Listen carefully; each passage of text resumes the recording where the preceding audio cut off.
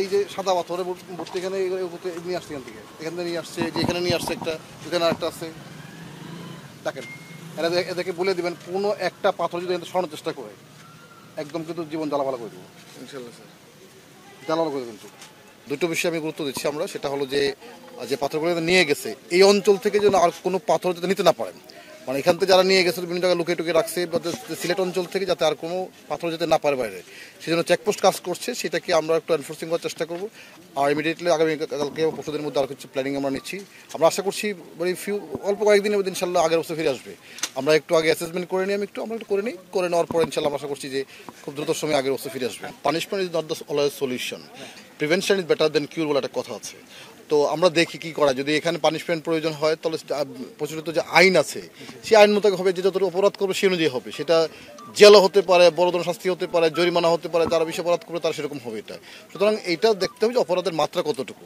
আমরা দেখছি যে আসলে এটা কী করা যায়, মানে পুরো জিনিসটা আমরা অ্যাসেসমেন্ট করছি। অ্যাসেসমেন্ট করে প্রথম এটা হলো যে এখানে আসলে পাথরগুলি এখন বিভিন্ন জায়গায় যারা লুকিয়ে নিয়ে গেছে চুরি করে, এইটাকে আমরা উদ্ধার করা, এবং পাশাপাশি হচ্ছে যারা এই কাজটা করেছে তাদেরকে শাস্তির আওতায় আনা। তদন্ত কমিটির রিপোর্টের বিষয়ে আমার এই মুহূর্তে কিছু বলার নেই, কারণ এটি বিভিন্ন তদন্ত করেছে, সেটা হচ্ছে তদন্ত রিপোর্ট যারা করেছে সেটা যথাযথ কর্তৃপক্ষকে জমা দেওয়া হয়েছে।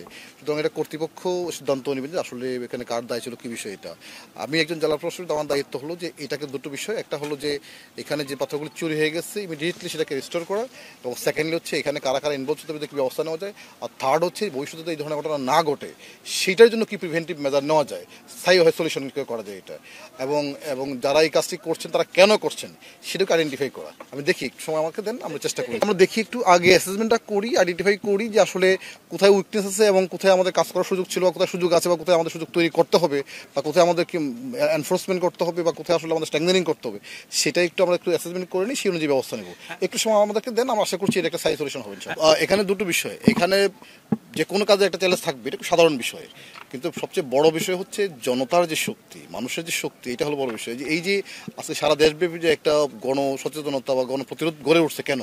কারণ মানুষজন সবাই এটাকে কিন্তু মাত্র করে নিয়েছে যে এই কাজটা অন্যায় করেছে, এবং সরকার নিয়েছে। সুতরাং এই যে সরকার এবং জনগণ যখন পাশাপাশি থাকে, তখন এই শক্তির কাছে কিন্তু কোনো গোষ্ঠীগত কোনো শক্তির কোনো পাত্রই থাকে না। সুতরাং এইটা হলো বড় বিষয়, কারণ এখানকার যেটা হলো যে বেশি হয়তো যে কাজটি করছে হয়তো মুষ্টিমেয় কিছু লোকজন করেছে, কিন্তু বৃহত্তর জনগোষ্ঠী তারা কিন্তু সব এটা এগেনস্টে, সবসময় এগেনস্টে, সরকারের এগেনস্টে।